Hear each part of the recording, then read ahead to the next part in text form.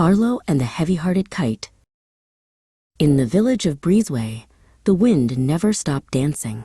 Every year, the children held the Great Sky Parade. Everyone was expected to build a kite that could soar higher than the clouds.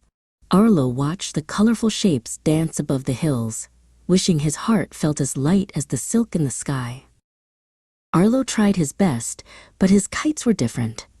While other kites were sleek and fast, Arlo's kites were always a bit wobbly. Whenever he tried to launch them, they would spin 3 times and then dive straight into the tall grass with a soft thud. "Maybe I'm just not meant to be a flyer," Arlo sighed. His friend Pip had already finished a magnificent kite. It was shaped like a golden eagle with shimmering feathers. Pip could make it dive and loop with just a tiny tug of the string.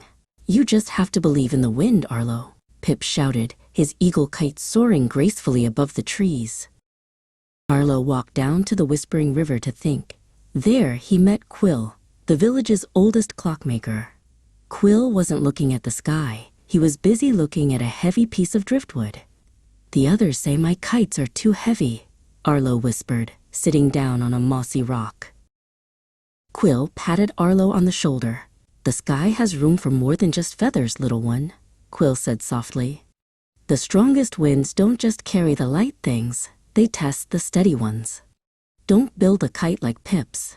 Build a kite that belongs only to you." Arlo went home and gathered things no one else used for kites. He found heavy canvas, thin copper wires, and small wooden wheels. He worked through the night, ignoring the doubt in his mind. He wasn't making a bird. He was making something sturdy, something that looked like a spinning star. The morning of the Great Sky Parade arrived. The village square was a sea of silk and ribbon. Arlo stood at the edge of the crowd with his heavy, star-shaped creation. Pip ran over, holding his golden eagle. "It looks very strong," Pip said, trying to be encouraging, though he looked worried. Suddenly, a great gale roared through the valley. It was much stronger than the usual breeze. The silk kites began to flutter and snap. Pip's golden eagle was caught in a sudden swirl and swept high into the branches of the great oak, its string tangled tight. "Oh no!" Pip cried.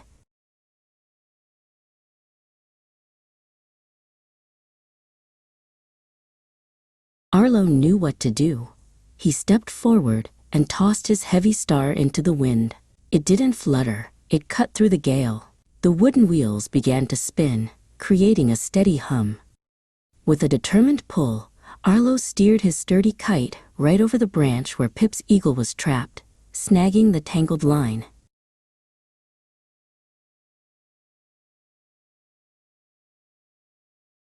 Arlo pulled his kite back, bringing Pip's eagle safely down to the ground. The villagers cheered as Arlo landed his star perfectly at his feet. Quill walked over and placed a hand on Arlo's head. "You see?" Quill smiled. "The wind knew you were ready." Arlo stood tall, finally realizing that being different was his greatest strength.